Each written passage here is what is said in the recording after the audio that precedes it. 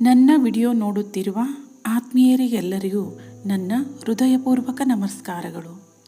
ಆತ್ಮೀಯರೇ, ಈ ದಿನ ನಾವು ನಿಸರ್ಗ ಕಲಿಸಿದ ಬದುಕಿನ ರೀತಿ ಹೇಗಿದೆ ಅನ್ನೋದನ್ನು ನೋಡೋಣ. ಆತ್ಮೀಯರೇ, ಪ್ರಕೃತಿ ಒಬ್ಬ ಶಿಕ್ಷಕನಾಗಿ ನಮಗೆ ಮಾರ್ಗದರ್ಶನ ಮಾಡುತ್ತದೆ. ಪ್ರಕೃತಿಯಿಂದ, ನಿಸರ್ಗದಿಂದ ನಾವುಗಳೆಲ್ಲ ಕಲಿಯುವುದು ಬಹಳಷ್ಟಿದೆ. ಸಂತೋಷವಾಗಿ ಬದುಕಬೇಕು ಅನ್ನುವುದು ನಮಗೆ ನಿಸರ್ಗ ಕಲಿಸುತ್ತದೆ. ನಮ್ಮ ಸುತ್ತಮುತ್ತಲೂ ಸಾಕಷ್ಟು ಉದಾಹರಣೆಗಳು ಸಿಗುತ್ತವೆ. ಉದಾಹರಣೆಗಾಗಿ ನೋಡೋಣ. ಬಚ್ಚಲ ನೀರು ಹರಿದು ಹೋಗುವ ಜಾಗದಲ್ಲಿ ಒಂದು ತೆಂಗಿನ ಗಿಡ ಹಚ್ಚಿ ನಾವು ಸ್ನಾನ ಮಾಡಿದ ನೀರು, ಕೈಕಾಲು ತೊಳೆದುಕೊಂಡ ನೀರು, ಪಾತ್ರೆ ತಿಕ್ಕಿದ ನೀರು, ಬಟ್ಟೆ ತೊಳೆದ ನೀರು ಹರಿದು ಆ ಗಿಡಕ್ಕೆ ಹೋಗುತ್ತದೆ. ಆ ಗಿಡ ಅದೇ ನೀರನ್ನು ಕುಡಿದು ದೊಡ್ಡದಾಗಿ ಬೆಳೆದು ಸಿಹಿಯಾದ ಅಮೃತದಂತಿರುವ ದೇವರಿಗೆ ಅರ್ಪಿಸಲು ಯೋಗ್ಯವಾದ ತಿಳಿನೀರನ್ನು ನಮಗೆ ಕೊಡುತ್ತದೆ.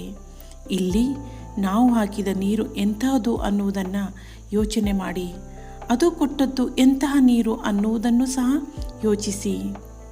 ನಮಗೆ ಬೇಡವಾದದ್ದನ್ನು ಅದು ತೆಗೆದುಕೊಂಡು ನಮ್ಮ ಆರೋಗ್ಯಕ್ಕೆ ಒಳ್ಳೆಯದಾಗುವಂತಹ ಔಷಧಿ ನೀಡಿದೆ ಎಂದರೂ ತಪ್ಪಾಗಲಿಕ್ಕಿಲ್ಲ, ಹೌದಲ್ವಾ? ಇನ್ನೊಂದು ಉದಾಹರಣೆಯನ್ನು ನೋಡೋಣ. ಮನೆಯಲ್ಲಿ ಸಾಕುವ ಆಕಳಿಗೆ ನಾವು ಊಟ ಮಾಡಿ ಉಳಿದ ಪದಾರ್ಥ ಅಥವಾ ಮುಸುರೆಯ ನೀರನ್ನು ಕುಡಿಸುತ್ತೇವೆ.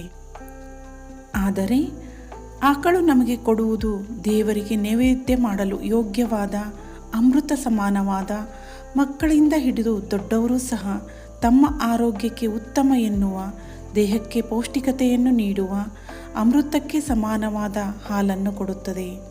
ಆಕಳು ಕುಡಿದಿದ್ದು ಮುಸುರೆಯ ನೀರು, ಪ್ರತಿಫಲವಾಗಿ ಕೊಟ್ಟದ್ದು ಹಾಲು.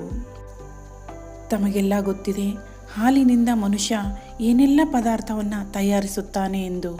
ಬೇಕರಿಗಳಲ್ಲಿ ಇದೇ ಹಾಲಿನ ಅವಶ್ಯಕತೆ ಅತಿ ಹೆಚ್ಚಾಗಿದೆ.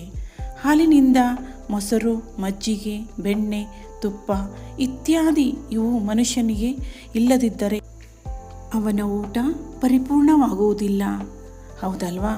ಅದೇ ರೀತಿ ಮತ್ತೊಂದು ಉದಾಹರಣೆಯನ್ನು ತಿಳಿಯೋಣ. ಒಬ್ಬ ದಾರಿಯಲ್ಲಿ ಹೋಗುತ್ತಿದ್ದ ವ್ಯಕ್ತಿ ಒಂದು ಮಾವಿನ ಗಿಡ ಕಂಡನು. ಅದರಲ್ಲಿ ಮಾವಿನ ಹಣ್ಣು ಕಂಡು ತಿನ್ನಬೇಕೆಂಬ ಆಸೆಯಿಂದ ಅವನು ಒಂದು ಕಲ್ಲನ್ನು ತೆಗೆದುಕೊಂಡು ಆ ಗಿಡಕ್ಕೆ ಎಸೆದನು. ಆಗ ಗಿಡ 2 ಹಣ್ಣು ಕೊಟ್ಟಿತು. ಅವುಗಳನ್ನು ತಿಂದನು. ಪುನಃ ಮತ್ತೊಂದು ಕಲ್ಲನ್ನು ಎಸೆದನು. ಮಾವಿನ ಮರ ಪುನಃ 2 ಹಣ್ಣನ್ನು ನೀಡಿತು. ಅದನ್ನು ಸಹ ತಿಂದನು. ಇಷ್ಟಕ್ಕೆ ಅವನ ಆಸೆ ಮುಗಿಯಲಿಲ್ಲ. ಪುನಃ ಒಂದು ಕಲ್ಲನ್ನು ಎಸೆದನು. 2 ಹಣ್ಣು ಕೊಟ್ಟಿತ್ತು. ಇದನ್ನು ಕಂಡ ವ್ಯಕ್ತಿ ಮಾವಿನ ಗಿಡದ ಹತ್ತಿರ ಹೋಗಿ ಕೇಳುತ್ತಾನೆ, ನಾನು ನಿನಗೆ 3 ಬಾರಿ ಸತತವಾಗಿ ಕಲ್ಲನ್ನು ಎಸೆದೆ, ನಿನಗೆ ನೋವಾಗಲಿಲ್ವಾ? ಬದಲಿಗೆ ನೀನು ನನಗೆ ಹಣ್ಣುಗಳನ್ನು ಕೊಡುತ್ತಿದ್ದೀಯಾ ಅಂದಾಗ ಮಾವಿನ ಗಿಡ ಹೇಳಿತಂತೆ, ನನಗೆ ನೋವಾಗಲಿಲ್ಲ. ಇದು ಮನುಷ್ಯನ ಹಳೆಯ ಸ್ವಭಾವ. ಯಾರು ಎತ್ತರವಾಗಿ ಬೆಳೆಯುತ್ತಾರೋ ಅವರಿಗೆ ಕಲ್ಲು ಒಗೆಯುವವರು ಬಹಳ ಜನ ಇರುತ್ತಾರೆ, ಕಾಲು ಹಿಡಿದು ಎಳೆಯುವವರು ಬಹಳ ಜನ ಇರುತ್ತಾರೆ. ಮಾವಿನ ಮರ ಹೇಳಿತಂತೆ, ಕಲ್ಲು ಎಸೆಯುವುದು ಮಾನವನ ಗುಣ, ಆದರೆ ಅದರ ಬದಲಿಗೆ ಹಣ್ಣು ನೀಡುವುದು ನನ್ನ ಗುಣ ಎಂದಿತಂತೆ. ಇಷ್ಟೆಲ್ಲ ನಿಸರ್ಗ ನಮಗೆ ಕೊಟ್ಟಿದೆ. ಆದರೆ ನಮಗೆ ನಾವೇ ಒಂದು ಪ್ರಶ್ನೆ ಮಾಡಿಕೊಳ್ಳಬೇಕಾಗಿದೆ. ನಾವು ನಿಸರ್ಗಕ್ಕೆ ಏನು ಕೊಟ್ಟಿದ್ದೇವೆ? ಈ ಪ್ರಶ್ನೆ ಪ್ರತಿಯೊಬ್ಬರೂ ಆತ್ಮಾವಲೋಕನ ಮಾಡುವಂಥದ್ದಾಗಿದೆ, ಹೌದಲ್ವಾ? ಆತ್ಮೀಯರೇ, ಮುಂದಿನ ವಿಡಿಯೋದಲ್ಲಿ ಹೊಸ ನೀತಿಯೊಂದಿಗೆ, ಹೊಸ ತತ್ವದೊಂದಿಗೆ, ಹೊಸ ಕಥೆಯೊಂದಿಗೆ ತಮ್ಮನ್ನು ಭೇಟಿಯಾಗುವೆ. ಯಾರು ಈ ಒಂದು ಚಾನಲ್ಗೆ ಸಬ್ಸ್ಕ್ರೈಬ್ ಮಾಡಿಲ್ವೋ ಆದಷ್ಟು ಬೇಗ ಸಬ್ಸ್ಕ್ರೈಬ್ ಮಾಡಿ. ಇದರಿಂದ ನಾನು ಒಂದು ಹೊಸ ವಿಡಿಯೋ ಅಪ್ಲೋಡ್ ಮಾಡಿದೆ ಅಂತಂದರೆ ತಮಗೆ ಒಂದು ನೋಟಿಫಿಕೇಷನ್ ಸಿಗುತ್ತೆ. ತಾವೇ ಮೊದಲು ಈ ವಿಡಿಯೋವನ್ನು ನೋಡಬಹುದು. ಈ ಕಥೆಗಳು ತಮಗೆ ಇಷ್ಟವಾದಲ್ಲಿ ತಮ್ಮ ಫ್ರೆಂಡ್ಸ್ಗೂ ಸಹ ಶೇರ್ ಮಾಡಿ, ಒಂದು ಲೈಕ್ ಮಾಡಿ, ಒಂದು ಕಾಮೆಂಟ್ ಮಾಡೋದನ್ನು ಮರೆಯಬೇಡಿ. ಧನ್ಯವಾದಗಳು.